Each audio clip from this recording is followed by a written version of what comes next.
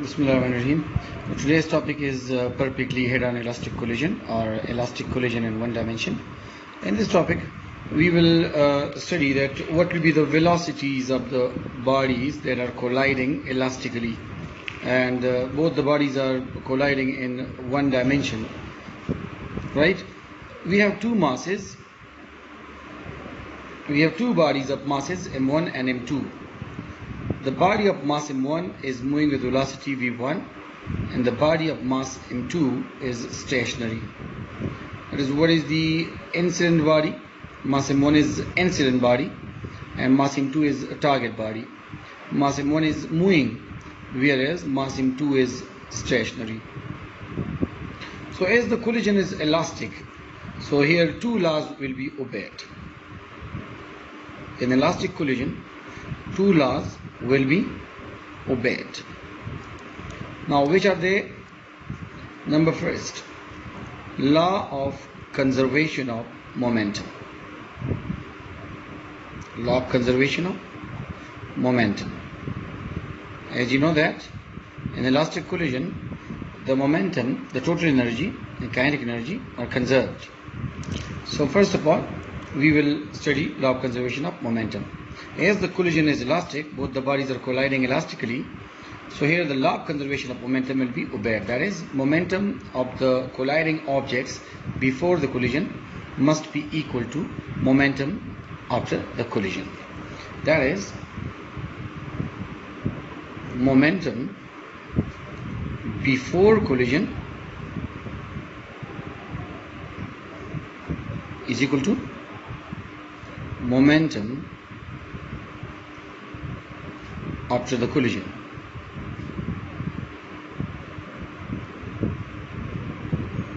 Now, before the collision, the momentum of mass m1 will be p1, and momentum of mass m2 will be p2. Now, the sum of these two momentum will be equal to the momentum of the objects after the collision. Now, if the two bodies collide, so they will become a single entity. That is, mass m1 will move towards mass m2 and it will hit mass m2.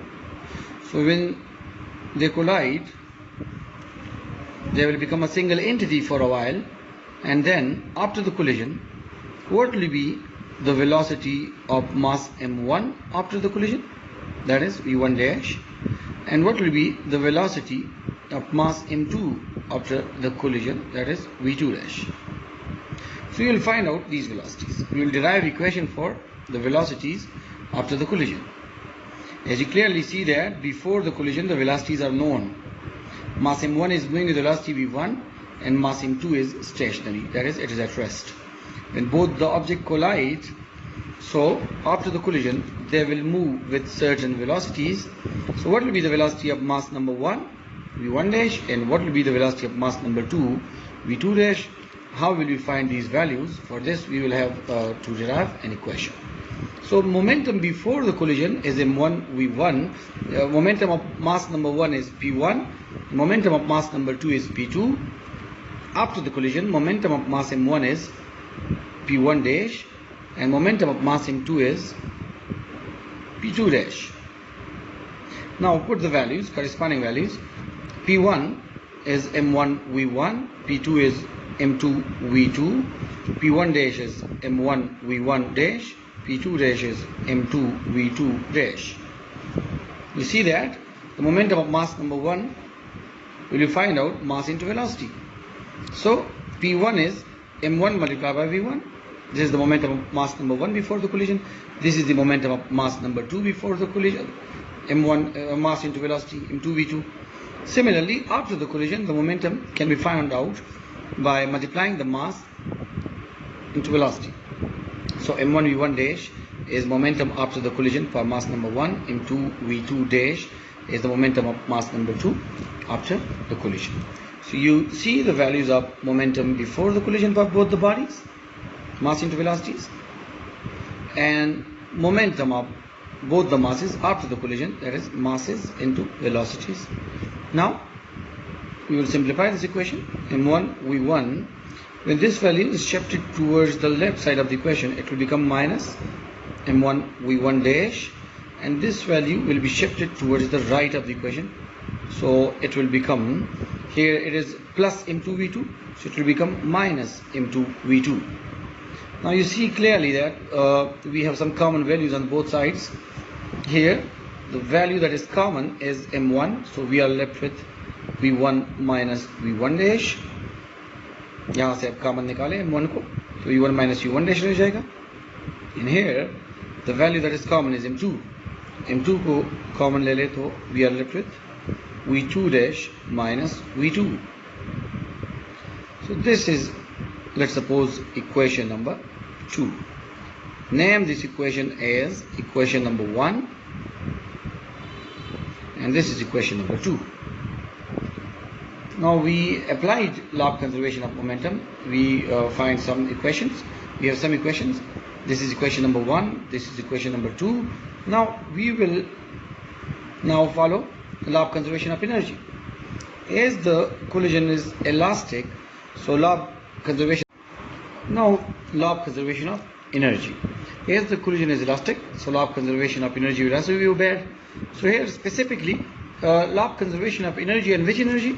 Kinetic energy. Specifically speaking, here the kinetic energy will be conserved. That is, kinetic energy of mass number 1 before the collision plus kinetic energy of mass number 2 before the collision must be equal to kinetic energy of mass number 1 after the collision plus kinetic energy of mass number 2 after the collision. That is, we have mass m1 moving with velocity v1 before the collision. Mass m2 is stationary with velocity v2.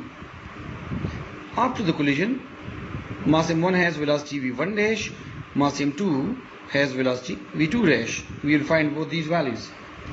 But as far as the kinetic energy is conserved, so for mass number 1 before the collision, what will be the formula for kinetic energy? Collision से पहले kinetic energy mass m1 की क्या होगी? आपको पता है kinetic energy equal है half mv square के, तो इधर हाफ m1 v1 स्क्वायर बन जाएगा इसके लिए. मास नंबर 2 के लिए हाफ m2 v2 स्क्वायर बन जाएगा.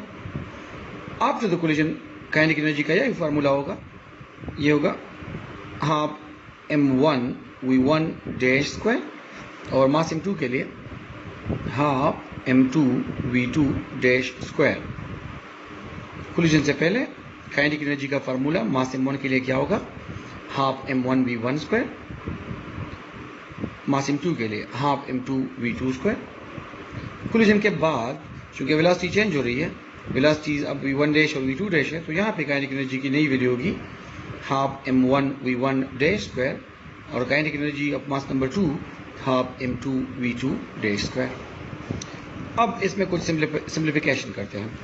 As you see 1/2 is common on both the sides, so take out 1/2 as common, so we are left with m1 v1 square, m2 v2 square.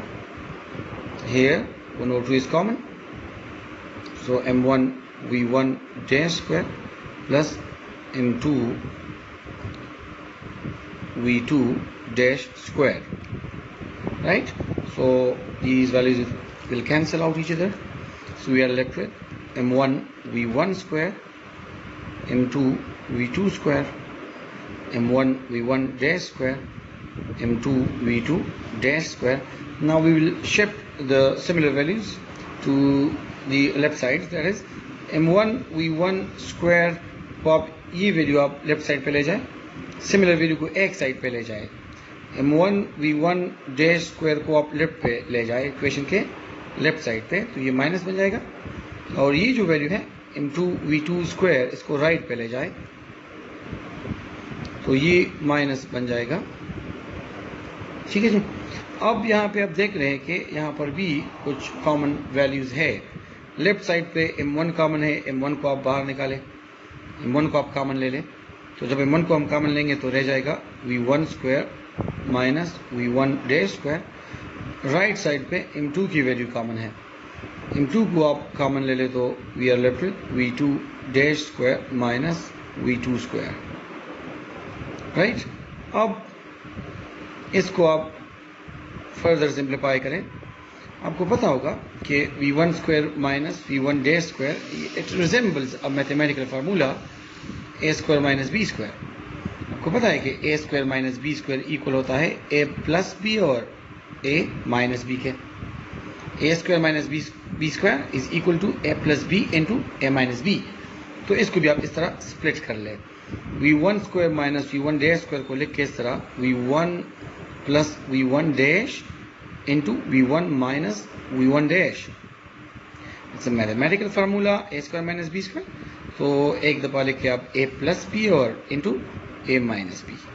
Similarly right side पे आप देखें तो इसको split करें, a square minus b square की तरह ही formula है, तो इसको भी आप स्प्लिट कर लें इस तरह, a plus b into a minus b, v2 dash plus v2 into v2 dash minus v2। ये रहा आपका इक्वेशन नंबर 3, राइट। अब now dividing equation 3 by equation 2। अब हम क्या करने लगे हैं, इक्वेशन 3 को अब हम डिवाइड करेंगे इक्वेशन नंबर 2 पे। तो डिवाइड करने का तरीका क्या है कि इक्वेशन 3 के लेफ्ट साइड को अब डिवाइड कर लें इक्वेशन 2 के लेफ्ट साइड पे, और इक्वेशन 3 के राइट साइड को अब डिवाइड कर लें इक्वेशन 2 के राइट साइड पे। तो देखें m1 into v1 plus v1 dash, v1 minus v1 dash, m2 v2 dash plus v2 dash minus v2। ये इक्वेशन नंबर 3 है। अब इसको डिवाइड कर ले इक्वेशन नंबर 2 पे। देखें इक्वेशन 3 का लेफ्ट साइड आप डिवाइड कर लें इक्वेशन 2 के लेफ्ट साइड पे। क्लियर? इक्वेशन 3 का जो लेफ्ट साइड है इसको आप डिवाइड कर लें इक्वेशन 2 के लेफ्ट साइड पे। तो डिवाइड करने के बाद वैल्यू आ जाएगी ये।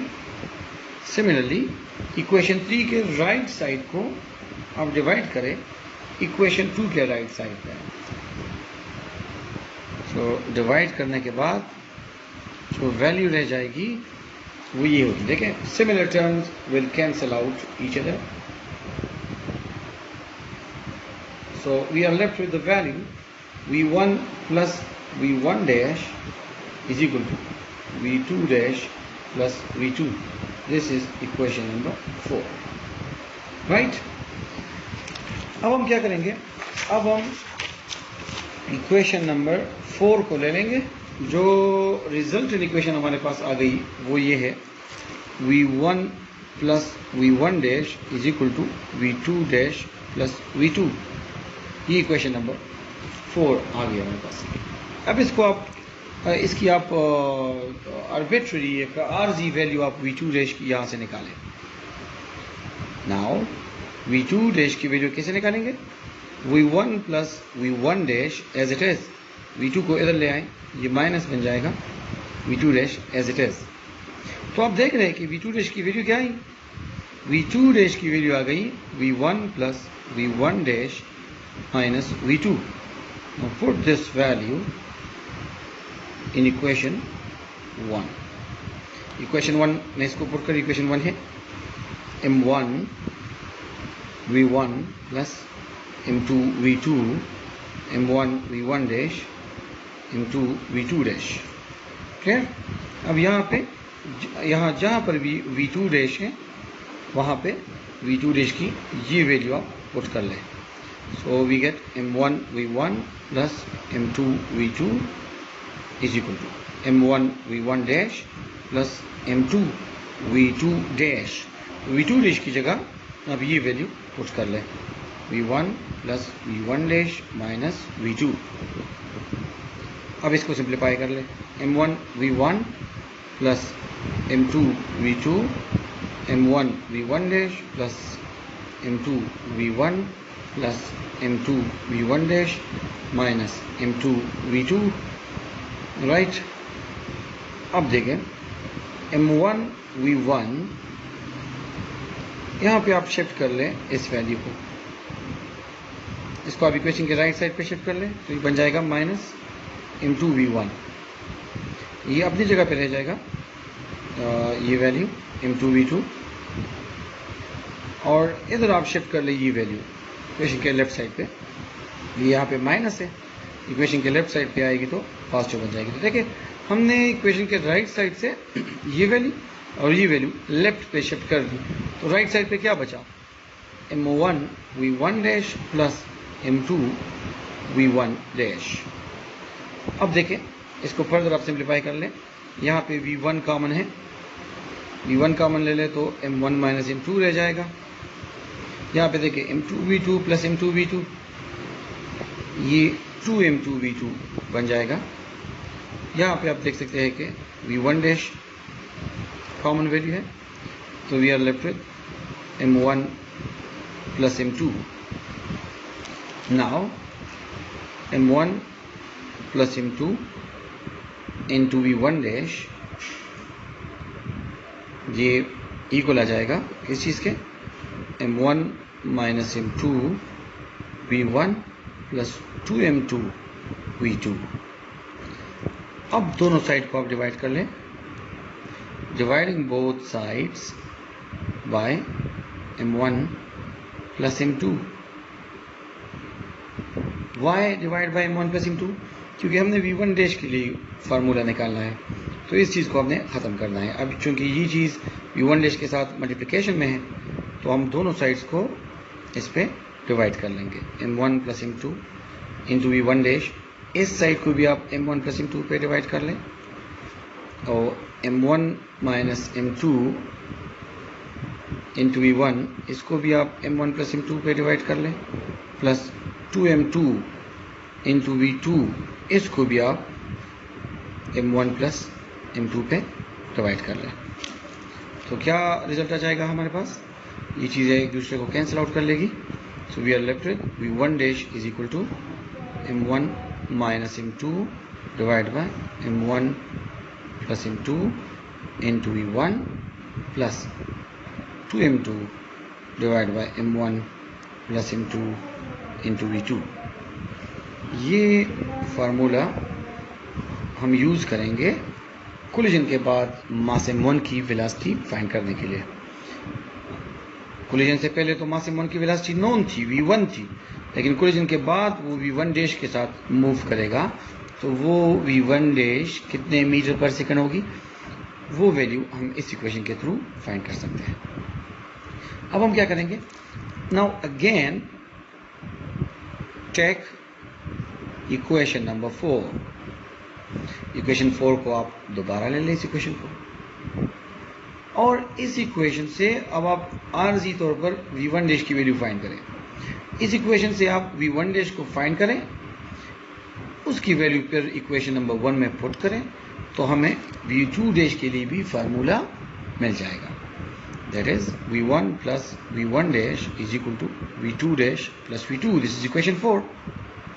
अब इससे आप v1 डैश की वैल्यू निकालें, कैसे निकालेंगे, v1 डैश को इधर ही छोड़ें और इसको आप राइट साइड पे शिफ्ट कर लें, तो v2 dash plus v2 minus v1, देखिए ये अपनी जगह पे रह गया, और इसको आपने उधर शिफ्ट किया राइट पे, तो v2 dash plus v2 minus v1 बच जाएगा।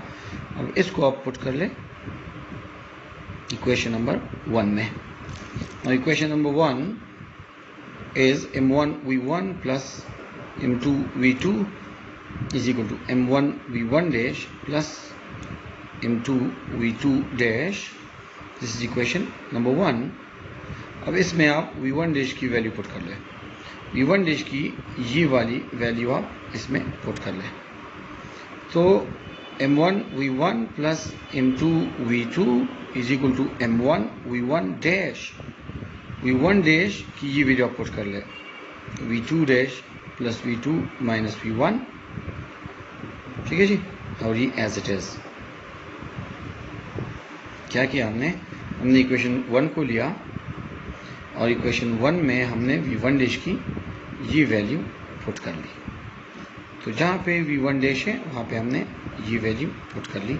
अब इसको आप फर्दर सिंप्लीफाई करें तो m1v1 plus m2v2 is equal to m1v2 dash plus m1v2 minus m1v1, m1v2 dash, m1v2, m1v1 और m2v2 डैश। ठीक है जी। अब यहाँ पे देखिए हमने v2 डैश की वैल्यू फाइंड करनी है, तो इसको यहाँ पे छोड़ें राइट साइड पे, और बाकी ये जो वैल्यूज है इसको आप लेफ्ट साइड पे शिफ्ट कर लेते। देखिए m1v1 के लिए आप इसको लेफ्ट पे शिफ्ट कर दे तो ये माइनस है, तो ये बन जाएगा plus m1v1। Similarly m2v2 as it is, और इस वैल्यू को आप लेफ्ट पे शिफ्ट कर ले तो ये माइनस m1v2 बन जाएगा। अब यहाँ पे अगर ये वैल्यू भी हमने लेफ्ट पे शिफ्ट कर दी, ये वैल्यू भी हमने लेफ्ट साइड पे शिफ्ट कर ली, तो क्या रह जाएगा यहाँ पे राइट साइड पे m1v2 dash plus m2v2 dash, right. अब इसको आप फर्दर सिंप्लीफाई कर लें। देखिए ये वैल्यू आप यहाँ इसे याद रखें, और अब हम नीचे इसको फर्दर सिंप्लीफाई करते हैं। देखिए ये वैल्यू जो है ना m1v1 प्लस m1v1, तो ये सम अप हो जाएगी, ये 2m1v1 बन जाएगी। इसको ऐड कर ले 2m1v1 बन जाएगी। सिमिलरली इसको देके आप इसमें v2 कॉमन ले लें, v2 को कॉमन लेकर वैल्यू रह जाएगी m2 माइनस m1, और राइट साइड पे क्या चीज़ कॉमन है, राइट साइड पे v2 डैश कॉमन है, तो क्या रह जाएगा m1 प्लस m2, राइट। अब देखिए दोनों साइड को डिवाइड कर ले, dividing both sides by m1 plus m2, दोनों साइड्स को आप m1 प्लस m2 पे डिवाइड कर लें, यानी इस साइड को भी m1 प्लस m2 पे डिवाइड कर लें, इक्वेशन के लेफ्ट साइड को, राइट। इक्वेशन के राइट साइड को भी आप m1 प्लस m2 पे डिवाइड कर लें। तो डिवाइड करने के बाद वैल्यू आ जाएगी v2 dash is equal to 2m1 divide by m1 plus m2 into v1, और m2 minus m1 divide by m1 plus m2 into v2. So this is the equation through which we can find out the velocity of mass number 2 after the collision. तो आपने देखा दोनों फार्मूले हमने drive कर लिए। देखिए कोलिजन से पहले मास m1 की वेलोसिटी v1 थी, कोलिजन से पहले मास m2 की वेलोसिटी 0 थी, कोलिजन के बाद मास m1 की वेलोसिटी v1 डैश है, कोलिजन के बाद मास m2 की वेलोसिटी v2 डैश है। लेकिन इसको फाइंड कैसे करेंगे, इसको फाइंड करने के लिए हमने फार्मूले ड्राइव कर लिए। आपने देखा कि v1 डैश के लिए हमने यानी कोलिजन के बाद मास m1 की वेलोसिटी कैसे फाइंड करेंगे, using this formula m1 minus m2 divide by m1 plus m2 into v1 plus 2m2 divide by m1 plus m2 into v2। ये फार्मूला मास m1 की velocity after the collision find करने के लिए बना, और मास m2 की velocity v2 dash after the collision कैसे find करेंगे, वो फार्मूला हमारे पास आया 2m1 divide by m1 plus m2 into v1 plus m2 minus m1 divide by m1 plus m2 into v2। सो इन दो फार्मूलों पे अब हम केसेस करेंगे। केसेस मीन कि अब अगर दो बॉडीज इलास्टिकली कोलाइड कर रही है तो कोलिजन से पहले वेलोसिटी और कोलिजन के बाद की वेलोसिटी में क्या फ़र्क होगा। तो इस पे जो पहला केस हम करने वाले हैं वो ये है केस नंबर 1। केस नंबर 1 ये है कि when two identical bodies collide elastically, अगर दो आइडेंटिकल बॉडीज इलास्टिक कोलिजन करे तो कोलिजन के बाद उसकी वेलोसिटी क्या होगी। देखिए let's suppose we have two masses, identical mean दोनों के मासेस सेम है, m1 का मास भी m है और m2 का मास भी m है, यानी m1 और m2 के मासेस सेम है, that is m1 is equal to m2 is equal to m. Both the bodies have same mass. Now velocity, mass m1 is moving with velocity v1 and mass m2 is stationary.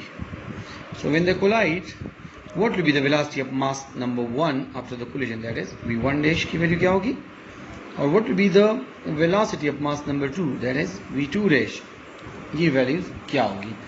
तो देखिए we have the formulas for both the velocities. हमें पता है कि v1 dash को find करने के लिए फार्मूला है m1 minus m2 divide by m1 plus m2 into v1 plus 2m2 divide by m1 plus m2 into v2. अब हमें पता है कि इस इक्वेशन में m1 भी है m2 भी है, लेकिन दोनों की वैल्यू क्या है, सेम है. Both the masses are identical. Identical mean mass m1 है या m2 है, दोनों की जगह आप m पुट कर ले. तो देखें m1 की जगह भी m, m2 की जगह भी m, नीचे भी m1 की जगह m, m2 की जगह m इंटू v1, यहाँ भी m2 की जगह m, m1 की जगह m. तो ये सिंप्लीफाई हो जाएगा. अब आप देखें कि यहाँ पे m minus m cancel out हो जाएगा, तो 0 आ जाएगा. 0 multiplied by v1 divide by 0 multiplied by anything divide by anything is 0, और प्लस यहाँ पे 2m ऊपर है और m प्लस m, 2m नीचे भी है, तो v2 रह जाएगा. तो v1 डैश की वैल्यू क्या आ गई, v2. अब देखें v2 डैश को फाइंड करते हैं, तो ये वाला फार्मूला यूज करेंगे. फार्मूला जो भी है, लेकिन इसमें जहाँ पर भी m1 और m2 है वहाँ पे आप इनपुट कर लें.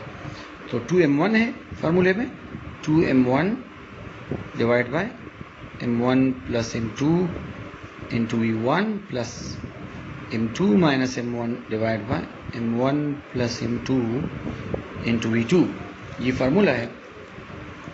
और यहाँ पे आप m1 और m2 की जगह m पुट कर लें. तो यहाँ पे जब हम m पुट करेंगे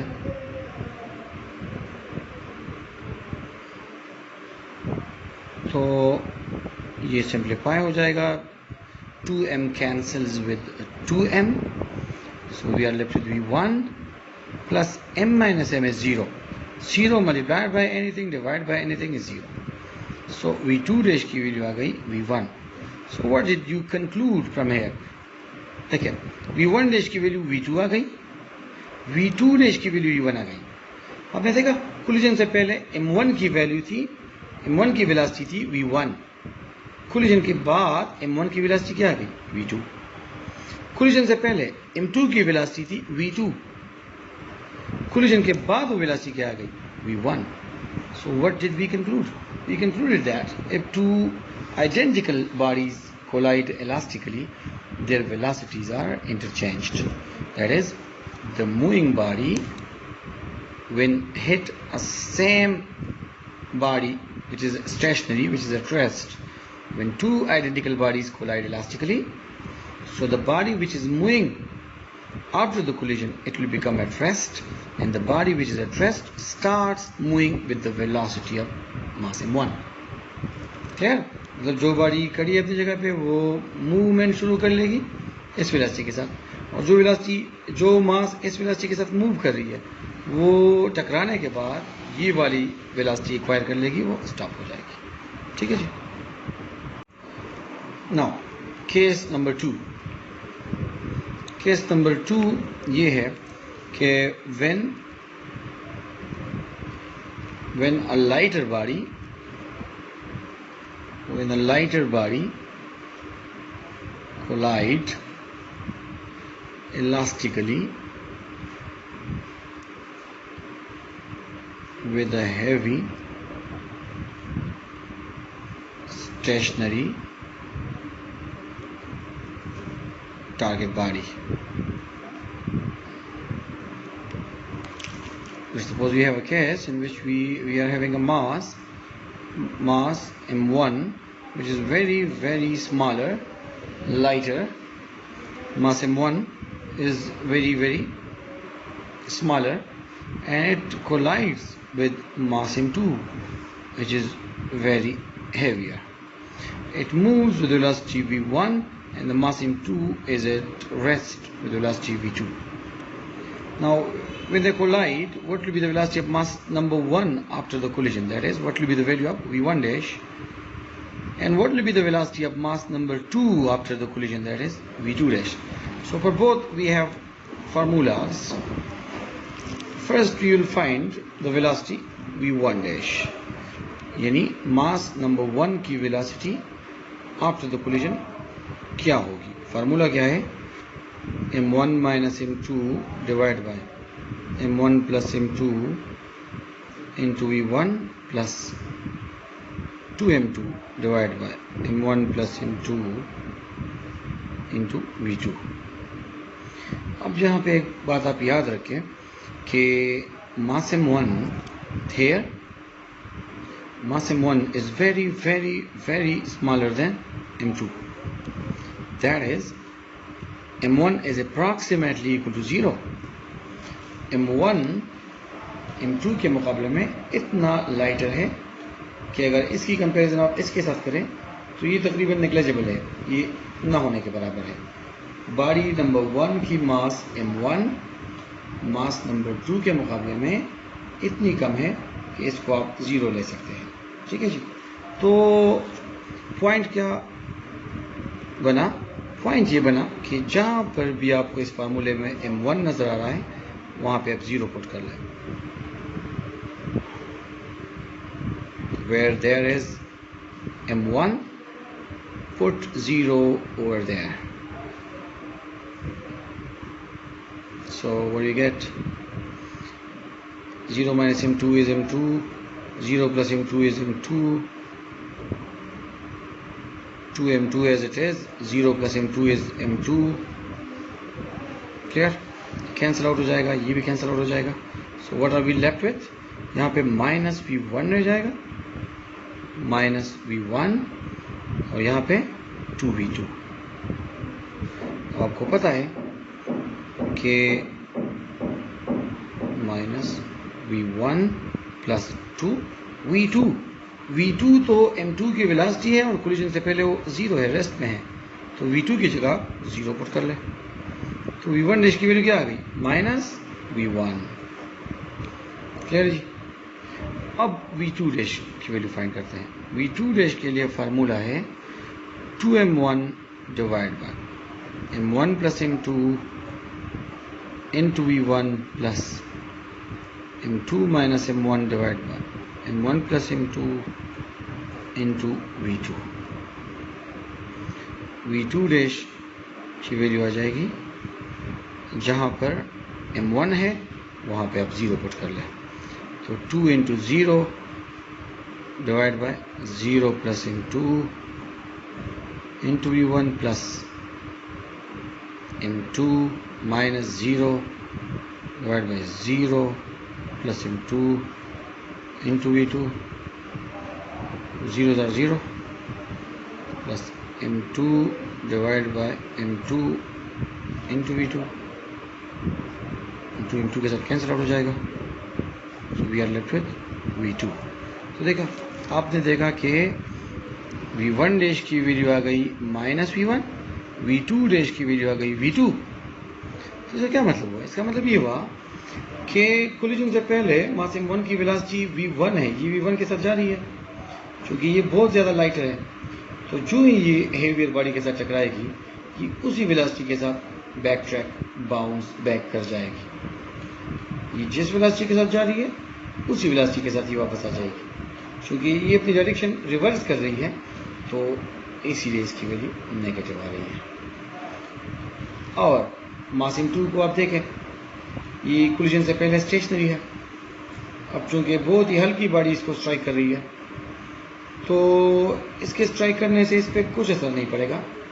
लाइटर बॉडी जब भी इसके साथ टकराएगी, लाइटर बॉडी बाउंस बैक हो जाएगी सेम वेलोसिटी के साथ, और हेवियर बॉडी पे कुछ असर नहीं पड़ेगा, तो उसकी वेलोसिटी रिटेन हो जाएगी. कोलिजन से पहले भी इसकी वेलोसिटी v2 यानी 0 थी, कोलिजन के बाद भी आप देख रहे हैं कि इसकी वेलोसिटी वही v2 आ रही है। तो इसका रिजल्ट हम कैसे लिखेंगे? इस तरह कि when a very lighter body collide elastically a very heavy body, so the lighter body will rebound with the same velocity and the heavier body remains unmoved. The heavy body will maintain its velocity and the lighter body will rebound its velocity in opposite direction. Now case number 3 हम करेंगे। Case number 3 क्या है कि when a very heavy body collide elastically with a very lighter body. That is, we are having a case in which a very heavy body of mass m1 is moving towards a very lighter body of mass m2. So if such bodies collide elastically, what will be the velocity of mass number 1 after the collision, that is v1 dash, and what will be the velocity of mass number 2 after the collision? आप देख रहे हैं कि collision से पहले m1 की velocity v1 है, m2 की वेलोसिटी v2 यानी 0 है, ये रेस्ट में है।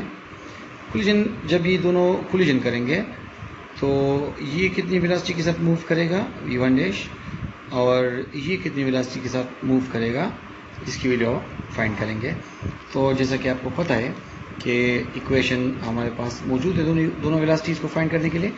v1 डैश की इक्वेशन है m1 minus m2 divided by m1 plus m2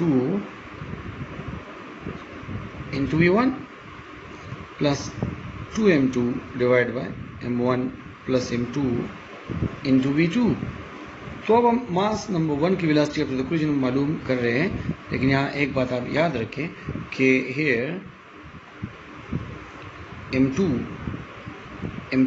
is very smaller than m1, that is m2 is approximately equal to 0।